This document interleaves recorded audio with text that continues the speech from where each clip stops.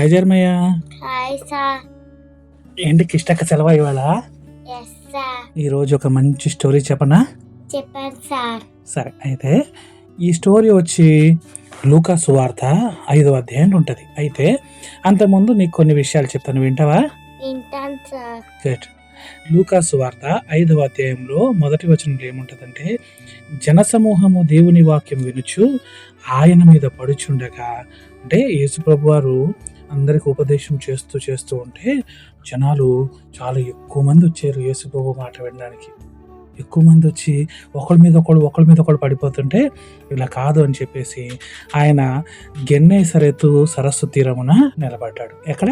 గెన్నేసరెతు. అయితే ఇక్కడ నీకు ఒక విషయం చెప్తానే. గెన్నేసరెతు సరస్సు అనేది ఇజ్రాయెల్లోని గలిలయ సముద్రానికి ఉన్న మరో పేరు. ఏ సముద్రానికి? గలిలయ. ఇజ్రాయెల్లోని గలిలయ సముద్రానికి ఉన్న మరో పేరే గెన్నేసరెతు సరస్సు. ఓకేనా? సో గలిలయ సముద్రం అన్నా గెన్నేసరెతు సరస్సు అన్న ఒకటే. అయితే ఈ గలిలయ సముద్రము లేదా గెన్నేసరెతు సరస్సులోనే యేసుప్రభు వారు చాలా అద్భుతాలు చేశారు. యేసుప్రభు వారిని గుర్తుందా? 5 రొట్టెలు 2 చేపలని పాడుకున్న గుర్తుందా? 5,000 మందికి ఆహారం పెట్టింది అక్కడే. ఓకేనా? అలాగే సముద్రంలో తుఫాన్ వచ్చినప్పుడు యేసుప్రభు వారు శాంతపరిచారు కదా, అది కూడా జరిగింది ఎక్కడ? గలిలయ సముద్రంలోనే. అలాగే ఇంకేంటిది, యేసుప్రభు వారు చాలా మందిని ఇక్కడ స్వస్థపరిచారు. సో ఇలాంటి చాలా విషయాలు ఉన్నాయి. సరే, ఈరోజు మనం ఒక కొత్త విషయాన్ని నేర్చుకుందాం. సిద్ధంగా ఉన్నావా? సిద్ధంగా ఉన్నాను సార్. గుడ్. రోజు బైబిల్ చదువుతున్నావు జర్మయ్య? చదువుతున్నాను సార్. సరే, ఇప్పుడు మనం ఏం చేద్దామంటే 2వ వచనం చదువుతానే. సరస్సు తీరమునున్న 2 దోణిలను చూచెను, జాలరులు వాటిల నుండి దిగి తమ వలలు కడుగుచుండిరి. ఏం చేస్తున్నారు జాలరులు? తమ వలలు కడుగుతున్నారు. అంటే వాడి డ్యూటీ అయిపోయింది, డ్యూటీ దిగేసి వచ్చేస్తున్నారు. జాలర్లు ఏం చేస్తున్నారంటే వాళ్ళంతా క్లీన్ చేసుకొని కడిగేసుకుంటున్నారు. ఆయన ఆ దోణెలలో సీమోనుదైన ఒక దోణె ఎక్కారు. ఎవరిది? సీమోను. ఇంగ్లీష్లో ఏమన్నా అంటారు? సైమన్. తెలుగులో సీమోను, ఇంగ్లీష్లో సైమన్. Okay, good. ఓకే, సీమోనుదైన ఒక దోణె ఎక్కి దరి నుండి కొంచెము త్రోయమని అతన్ని అడిగి కూర్చుండి దోణెల నుండి జనసమూహముకు బోధించుచుండెను. ఎక్కడ కూర్చొని బోధిస్తున్నారు యేసుప్రభు వారు? జనసమూహానికి ఎక్కడ కూర్చొని చెప్తున్నారు? దోణె మీద కూర్చొని, దోణె మీద ఉండి యేసుప్రభు వారు జనాలకి వాక్యం బోధిస్తున్నాడు. ఓకేనా? ఎవరి దోణి అది? సైమన్ గారి దోణిలో యేసుప్రభు వారు ఉండి బోధిస్తున్నాడు. అప్పుడు బోధ అంతా అందరు శ్రద్ధగా విన్నారు. అయిపోయింది. తర్వాత యేసుప్రభు వారు, నీవు దోణిను లోతునకు నడిపించి చేపలు పట్టుటకు మీ వలలు వేయుడని సీమోనుతో చెప్పారు. ఏం చెప్పారు? కొంచెం లోతుగా వెళ్ళి, ఎక్కడికి? కొంచెం లోతుగా వెళ్ళి వలలు వేయమని చెప్పారు. చెప్పగా సీమోన్ గారు ఏమంటారంటే, ఏలినవాడా, రాత్రంతయు మేము ప్రయాసపడితేమి కానీ మాకేమీ దొరకలేదు. మేము రాత్రంతా కష్టపడి వలలు వేసాం, చేపలు పడడానికి ట్రై చేసాం, కానీ మాకు ఏమీ దొరకలేదు. అయినా కూడా నీ మాట చెప్పున వలలు వేతుమని చెప్పాను. ఎవరి మాట చెప్పున?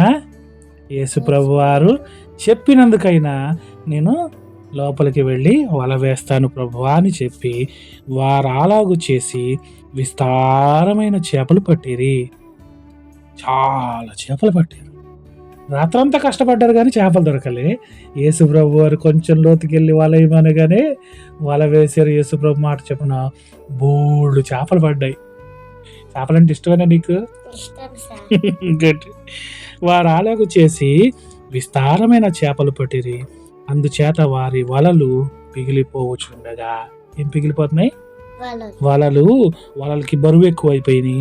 అవి పిగిలిపోతుండగా వారు వేరొక దోణిలో ఉన్న తమ పాలివారు వచ్చి తమకు వేరే దోణిలో కూడా ఉంటే ఫ్రెండ్స్ని వాళ్ళందరినీ కూడా పిలిచి మాకు హెల్ప్ చేయండి చేపలు పడడానికి, చేపలు లాగడానికి అని అడుగుతారు. అయితే వారు కూడా వచ్చి హెల్ప్ చేస్తే 2 దోణెలు మునిగినట్లుగా నింపిరి. ఎన్ని చేపలు? రెండు దోరలు 2 పడవల్లో నిండేంత చేపలు, బోర్డు చేపలు కదా కదా. రైట్. సీమోను పేతురు అది చూచి, చాలా జాగ్రత్తగా వినాలి, ఓకే సార్ వింటావా? వింటా గుడ్. సీమోను పేతురు, ఇందాక మనం సైమన్ అన్నాం కదా, ఆయన ఈ అద్భుతాన్ని చూశాడు. ఏ అద్భుతం? రాత్రంతా మేము కష్టపడ్డాం కానీ ఒక్క చేప కూడా దొరకలే. కానీ యేసు ప్రభు వారు ఒక్క మాట చెప్పగానే చెప్పినట్టు చేశాడు. కాబట్టి 2 పడవలు నిండి అంతా ఏం దొరికినాయి? చేపలు దొరుకుతున్నాయి. దీన్ని చూసి సీమోనుకి అర్థం కాలేదు. ఏంటి, మేము రాత్రంతా కష్టపడ్డా మాకు ఒక్క చేప కూడా దొరకలేదు. యేసు ప్రభు చెప్పగానే ఎన్ని చేపలు వచ్చినాయి అని చెప్పేసి తనలో ఒకేసారి నానా రకాల ఆలోచనలు వచ్చేసినాయి. విభ్రాంతి పొందాడు, ఆశ్చర్యపోయాడు. వెంటనే ఏమైందంటే, సీమోను పేతురు అది చూచి యేసు మోకాళ్ళ ఎదుట సాగిలపడి, ప్రభువా నన్ను విడిచిపోము, నేను పాపాత్ముడనని చెప్పాను. ఏమన్నాడు? ప్రభువా ప్రభువా ప్రభువా నన్ను విడిచిపోము, నన్ను విడిచిపోము, నేను పాపాత్ముడనని చెప్పాను. నేను పాపాత్మని చెప్పాను. ఎంత అద్భుతం కదా. వెంటనే తెలుసుకున్నాడు, నేను పాపం చేసిన వాడిని ప్రభువా, నీవు పరిశుద్ధుడవు, కాబట్టి నువ్వు నా దగ్గరికి రావద్దు, దూరంగా విడిచి వెళ్ళిపో అని. దాని అర్థం విడిచిపోమ్మని కాదు, ప్రభువా మీ దగ్గర ఉండడానికి నాకు అర్హత లేదు. విడిచిపోమంటే నన్ను విడిచిపో ప్రభువా అని కాదు అర్థం. దాని అర్థం ఏంటంటే, ప్రభువా మీరు నా దగ్గర ఉండడానికి, లేదా నేను మీ దగ్గర రావడానికి కూడా నేను అర్హుడను కాను ప్రభువా, నీవు గొప్ప దేవుడవు, నేనేమో జాలర్ని ప్రభువా అని తనేంటో తన స్థితిని తెలుసుకున్నాడు. అతనేంటో, ఇప్పుడు నువ్వేంటో నీకు తెలుసు కదా, అవునా? నువ్వేం చేయగలవో ఏం చేయలేవో నీకు తెలుసా తెలీదా? తెలుసా? నేనేంటో నాకు తెలుసు, నేనేంటో నీకు తెలియదు కదా. కానీ మనందరి హృదయాలను ఎరిగిన దేవుడు ఎవరు? మన యేసయ్య. ఎవరు? మన యేసు. మనం చాలాసార్లు పైకి నటించవచ్చు కానీ మన హృదయం ఏంటో, మనం వేసే వేషాలన్నీ కూడా ఎవరు తెలుసు? యేసయ్య. చాలా జాగ్రత్తగా ఉండాలి, సరేనా? నేను పాపాత్ముడనని చెప్పాను. ఏలయనగా వారు పట్టిన చేపల రాశికి అతడును అతనితో కూడనున్న వారందరూ విస్మయం ఉందిరి. ఏమైపోయారు? విస్మయం. విస్మయం ఉందారంటే ఆశ్చర్యపోయారు. ఏంటి, మేము నిన్న ఇక్కడే కదా చేపలు పట్టడానికి ట్రై చేసాం, రాత్రంతా ట్రై చేసాం, కానీ ఒక్కడు కూడా, ఎంత ఒక్క మాటతో దేవుడు ఆశ్చర్యకార్యాలు చేస్తున్నారని ఆశ్చర్యపోయారు. అలాగున సీమోనుతో కూడా పాలివారైన జెబెదయి కుమారులకు యాకోబును యోహానును విస్మయం ఉందిరి. ఇప్పుడు అద్భుతమైన వాక్యం చెప్తారు యేసు ప్రభు వారు. అందుకు యేసు, అందుకు యేసు, భయపడకుము, భయపడకుము, ఇప్పటి నుండి ఇప్పటి నుండి నీవు నీవు మనుషులను పట్టువాడవై మనుషులను పట్టువాడవై యుందువని ఉండువని సీమోనుతో చెప్పాను. సీమోనుతో చెప్పును. ఇప్పుడు వరకు ఏం పట్టాడు? చేపలు పట్టాడు. ఇప్పుడు ఎవరిని పడుతున్నారు? యేసు. యేసయ్య ఎవరిని పట్టడానికి తీసుకొస్తున్నాడు? మనుషుల్ని పట్టే వానిగా చేస్తాను అని చెప్పి సీమోనుతో చెప్పాను. వారు దోణిలను దరికి చేర్చి సమస్తమును విడిచిపెట్టి ఆయనను వెంబడించిరి. ఈ లాస్ట్ 2 లైన్లు ఉన్నాయి కదా జర్మయ్య, చాలా అద్భుతం. ఎందుకు చెప్పనా? అప్పటి వరకు తన కోసం లేదా తన కుటుంబం కోసం చేపలు పట్టేవాడు. దాంట్లో సంతృప్తి ఎంత ఉందో తెలియదు. రాత్రంతా కష్టపడ్డా ఒక్క చేప కూడా దొరకలేదు. కానీ యేసు ప్రభు మాట ఎప్పుడు విన్నాడో, యేసు ప్రభు మాటకి ఎప్పుడు లోబడ్డాడో. వినడం అంటే అర్థం ఏంటి? లోబడడం. ఏంటిది? లోబడ్డం.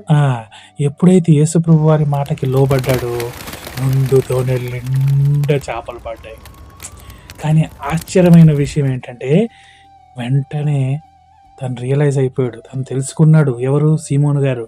నేను పాపాత్ముడిని ప్రభువా, నీవు ఆశ్చర్య కార్యాలు చేసే దేవుడవు, నీవు అద్భుతాలు చేసేవాడవు, కాబట్టి నేను నీ యొద్ద ఉండడానికి కూడా తన యోగ్యత, తన స్థితి ఏంటో తెలుసుకున్నాడు. ఎప్పుడు తెలుసా? యేసయ్య మాట విన్నప్పుడు. కాబట్టి మన స్థితి ఏంటో తెలుసుకోవాలంటే మనం యేసయ్య మాట వినాలి. అందుకోసమే కదా మొదటి అద్భుతం చేసినప్పుడు యేసు ప్రభు వారు అమ్మగారు ఏమన్నారు? ఆయన మీతో చెప్పునది చేయుడి కదా. ఏమన్నారు? ఆయన మీతో చెప్పునది చేయుడి అంటే యేసు ప్రభు వారు ఏం చెప్తారో అది చేశారు, చెయ్యాలి అని. అలాగే సీమోన్ గారు కూడా ఇక్కడ ఏం చేశారు? యేసు ప్రభు ఏం చెప్తే అది చేసాడు కాబట్టి తన పరిస్థితి ఏంటో తనకి తెలివి వచ్చింది. తర్వాత యేసుప్రభు వారు ఎప్పుడైతే మనమేంటో మనం తెలుసుకుంటామో, గుర్తుపెట్టుకో ఇది జీవిత పాఠం. ఎప్పుడైతే మనమేంటో మనం తెలుసుకుంటామో అప్పుడు దేవుడు యేసుప్రభు తన పని కొరకై గొప్పగా వాడుకుంటాడు. ఎట్లా? ఎప్పుడైతే ఎప్పుడైతే దేవుని మాట దేవుని మాట విని విని దానిని దాన్ని లోబడతామో అప్పుడు అప్పుడు దేవుడు దేవుడు తన పని కొరకై తన పని కొరకై గొప్పగా గొప్పగా వాడుకుంటాడు. వాడుకుంటాడు. ఆమెనంటావా? ఆమె నాతో పాటు విన్న వారందరూ కూడా ఆమె అనాలి. మళ్ళీ ఒకసారి చెప్తానే. ఎప్పుడైతే ఎప్పుడైతే దేవుని మాట విని దేవుని మాట విని దానికి లోబడతామో దానికి లోబడి అప్పుడు అప్పుడు మనమేంటో మనకు తెలుస్తుంది. మనకి ఏంటో మనకు తెలుసు. మన గురించి మనకు తెలిసిన రోజున మనకు తెలిసిన రోజు దేవుడు దేవుడు తన పని కొరకై తన పని కొరకై అద్భుతంగా వాడుకుంటాడు. అద్భుతంగా వాడుకుంటాడు. ఆమె ఆమేన్. ఆఖరి వచనంలో ఏముంటదంటే, వారు దోణిలను దరికి చేర్చి సమస్తమును విడిచిపెట్టి, సమస్తం అంటే కొంచెం దాచుకున్నాడనా? కాదు. యేసు ప్రభు యేసు ప్రభు చెప్పకు, నేను చెప్తా. ఎప్పుడైతే యేసు ప్రభు సీమోను గారిని పిలిచారో వాక్యం ఏం చెప్తుందంటే, సమస్తమును విడిచిపెట్టి ఆయనను వెంబడించిరి. అంటే వాళ్ళకి ఏం కలిగిందో అదన్నీ కూడా విడిచిపెట్టేసి వారు యేసు ప్రభు వారిని వెంబడించారు. సో మనం యేసు ప్రభుని వెంబడించాలి అంటే ఆయన పిలుపు ఉంటే మాత్రం ఖచ్చితంగా సమస్తమును విడిచిపెట్టి ఆయన వెంబడిస్తే దేవుడు ఆశ్చర్యకార్యాలు చేస్తాడు. కానీ అంతకంటే ముందు మనం చేయాల్సింది ఏంటంటే ఆయన మాటకు లోబడాలి. లోబడినప్పుడు దేవుడు సమృద్ధిని దయచేస్తాడు. ఏం చేస్తాడు? సమృద్ధి అంటే మనం పొరపాటు పడకు జర్మయ్య. ఐశ్వర్యము, డబ్బులు బాగా ఇట్లా అనుకోవద్దు, ఓకేనా? అన్నిట్లలో సమృద్ధిని ఇస్తాడు. దేనిలో అయినా, అది ఆత్మీయ స్థితిలో కానివ్వండి, సామాజిక స్థితిలో కానివ్వండి, శారీరక స్థితిలో కానివ్వండి, దేనిలో అయినా కూడా, ఓకేనా?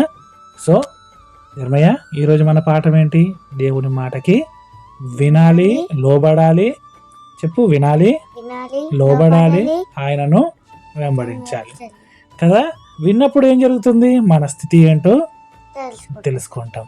కాబట్టి వినకుండా మనం తెలుసుకోవాలనుకోవడం మూర్ఖత్వం. ముందు అడిగేయడం కాదు, ముందు వినాలి, లోబడాలి, ముందు నా మాట విను అని అంటాం కదా, అట్లా.